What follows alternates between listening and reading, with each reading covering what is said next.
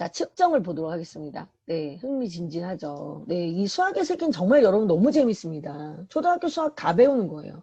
자, 측정 파트를 갔어요. 여러분이 측정 파트는 1학년 4단원의 비교하기가 나와요. 근데 이게 너무 시시하다. 너무 시시해서 애들이 뭐 별거 할 것도 없어요. 이렇게 생각을 해. 왜인 줄 알아요? 이 유치원에서 다 했기 때문에 그런 거야. 기관을 다닌 애들이 이게 쉬운 거예요. 기관을 다닌 애들이. 초점하는 점점 겁나요. 겁낼 거 하나도 없어. 이 측정 파트만큼 여러분 반드시 선행하셔야 됩니다. 선행이란 단어를 내가 좋아하진 않아요. 좋아하진 않지만 1학년인데 비교하기를 1학년 때 하면 안 되는 거야. 1학년인데 시계 보기를 1학년 때 하면 안 돼요. 2학년 길이 재기를 1학년 때 하면 안 됩니다. 얘네들은 완전 생활 영역이에요. 지금 여기 시각과 시간, 뭐 길이와 시간, 뭐 들이와 무게, 각도 다 마찬가지야. 이 부분은 내가 생활 영역이기 때문에 여러분이 유치원 때건 뭐 4살, 5살 때부터건 충분히 할 수 있는 부분들이에요. 아이 발바닥 가지고 길이 재는 거 어린이집에서도 많이 하던 활동 아니에요? 근데 그 길이를 그냥 자로 재느냐 아니면 손바닥으로 그냥 재느냐의 차이인 거지. 실제로 자를 어떻게 쓰는지 활용하고 심지어는 여러분 2학년인데 자를 0에서부터 길이를 잰다는 걸 모르는 애들도 굉장히 많아요, 여러분. 그리고 요즘 자는 0이 안 써 있는 자도 많아. 0이 안 써 있어. 그냥 제일 첫 번째 칸부터 시작이 되는 거예요. 그런 애들이 되게 많아요. 그래서 그런 도구를, 예, 그런 연습을 자꾸 시키셔야 돼요. 그리고 각도기 있죠. 각도기가 언제 나와, 지금? 각도기가 4학년 때 나오는데 4학년 때 가서 각도를 가지고 재면 재미없어요. 단원이 겨우 2주하고 끝나거든. 근데 이걸 저학년 애들한테 각도기하고 그 컴파스 같은 걸 주잖아요. 그럼 얼마나 재밌는 그림을 많이 만들어낼 수가 있는데. 그런 것들을 해보는 거예요. 그리고 각도기 같은 거 들고 다니면서 실제로 내 주변에 90도가 얼마나 많은지 각을 재보는 거지. 그런 것들도 해보는 거고. 이 측정 파트는 진짜 여러분들이 한번 보시고 내가 실생활에서 진짜 이런 게 필요하구나. 예를 들어서 아이들이 엄지손톱의 너비 이게 그 옛날 교과서에는 여러분 옛날 교과서 혹시 공부한 친구도 있을래나? 우리 아들이 지금 중2인데 걔는 옛날 교과서로 공부를 하네요. 스토리텔링이 한참 나왔던 그런 때. 근데 그때에는 장점이 하나 있었어요. 뭐냐면 이 길이재기 단원에 임금님이 하나 나와. 임금님이 하나 나와가지고 막 변덕을 막 부려요.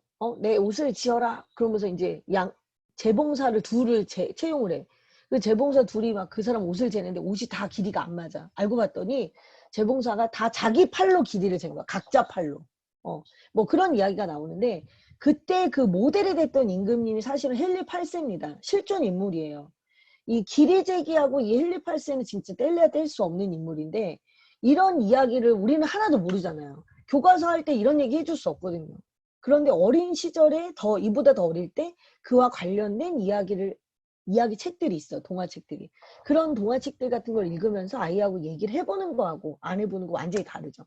헨리 8세가 만들어낸 단위 중에 하나가 뭐냐면 이쪽 여기 팔 가운데에서부터 이 팔 끝까지 거리 이거를 헨리 8세가 그 단위를 만들어낸 사람이거든요. 야드란 단위.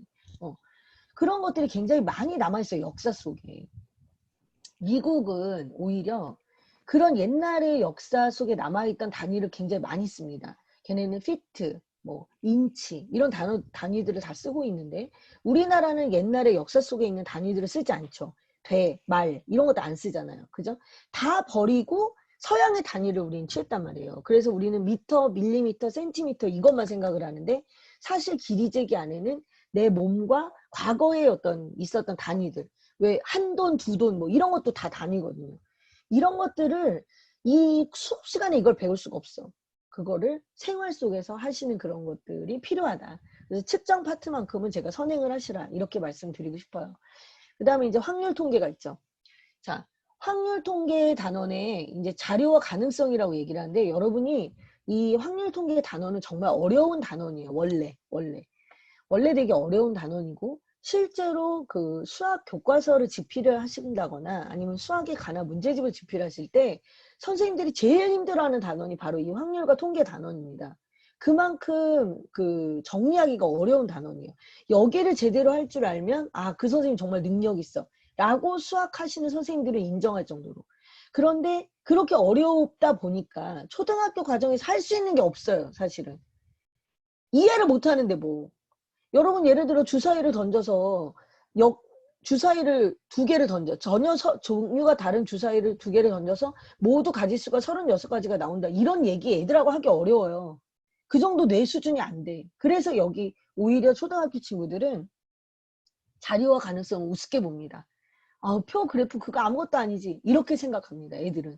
왜냐하면 배울 수 있는 게 없으니까. 여러분 여기 5학년 6단원에 평균과 가능성 나오잖아요.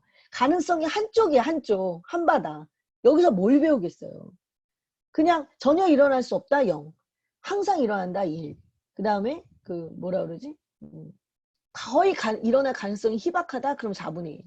반반이다, 2분의 1. 그 다음에 아주 가능성이 많다, 그럼 4분의 3. 이 정도가 다예요. 그러니까 여러분이 그 자료와 가능성 요 단어는 그냥 이런 것들이 있고 아이들 사회과 보도에 나오는 그래프 정도 읽을 정도면 오케이 하고 일단 넘어가셔도 되는 단원이에요. 그럼 제가 이제 이런 말씀을 드리는 이유는 뭐냐면 애들의 교과서의 단원의 그 비중을 엄마는 알 수가 없거든요.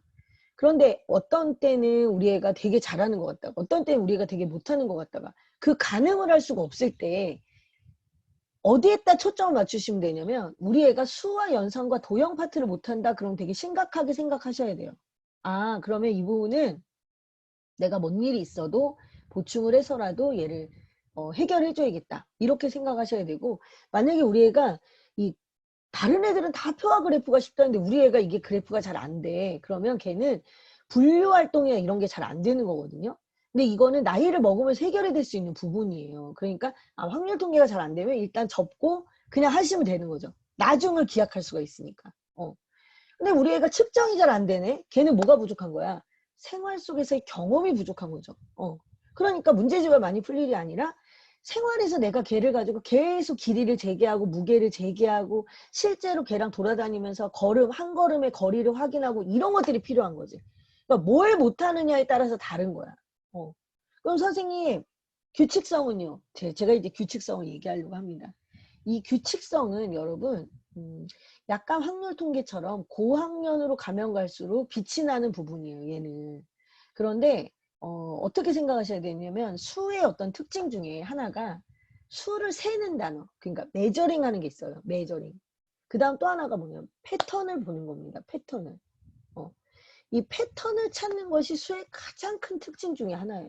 그러니까 이거는 4살짜리 애들부터 규칙성을 찾을 수 있어요. 그래서 여러분 그 영재 관련된 책도 있어요. 뭐 영리한 수학이라든가 뭐 이런 뭐 그런 책들 있죠. 영리한 수학도 있고 또 뭐가 있지? 들깨감이라든가 뭐 이런 종류의 책들이 있어요. 그런 책들 뭐 기적의 유아수학 뭐 이런 책들이 있는데 그런 애기들 책들의 대부분이 전부 다 규칙성에 관한 거예요. 지금 내가 그린 첫 번째 그림하고 다른 애를 찾아라. 패턴을 찾는 거죠. 그 다음에 뭐 하나 둘 세 번째까지 그 그림이 반복돼. 이 다음에 뭐가 나올까 예측해 보는 거. 이거 전부 규칙성에 관련된 거예요. 이런 게 패턴을 찾는 거라서 이 패턴은 굉장히 직관적인 거예요. 그래서 애가 식을 못 써도 할 수 있는 게 바로 규칙성이에요. 저학년 때 식을 못 써도 할 수 있는 게 규칙성이야. 그런데 이게 언제부터 얘가 식을 요구하느냐. 식을 요구합니다. 언제부터? 5학년부터 요구합니다. 5학년부터. 5학년부터 규칙과 대응 단원에서부터 얘가 이제 식을 요구하는데 이 식이 훗날 함수로 연결이 됩니다. 함수로 연결이 돼요. 그럼 우리가 어디부터는 신경 써야 돼? 5학년부터는 규칙과 대응에 식쓰기까지 전부 다 신경을 써야 돼요. 비와 비율, 규칙성. 제가 얘기했었잖아. 제가 얘기를 오늘 여기선 처음 하는군요. 6학년은 다른 거 다 못해도 비와 비율하고 비례식, 비례배분을 무조건 잡아야 된다. 이렇게 얘기를 했었거든요. 만약에 6학년 2학기 거까지 어떻게 했어요. 정말 너무 연산이 형편없지 않는 한. 얘가 다 잘하는데 중학교 걸 넘어가야 되는데 언제 어느 시점에 중학교 걸 해야 되는지 잘 모르겠어요. 라는 질문을 누군가 하신다면 저는 4단원의 비화 비율과 비례식 비례 배분을 복습을 했을 때 80% 이상 얘가 이해했다. 그러면 중학교 거 넘어가도 되는 거예요.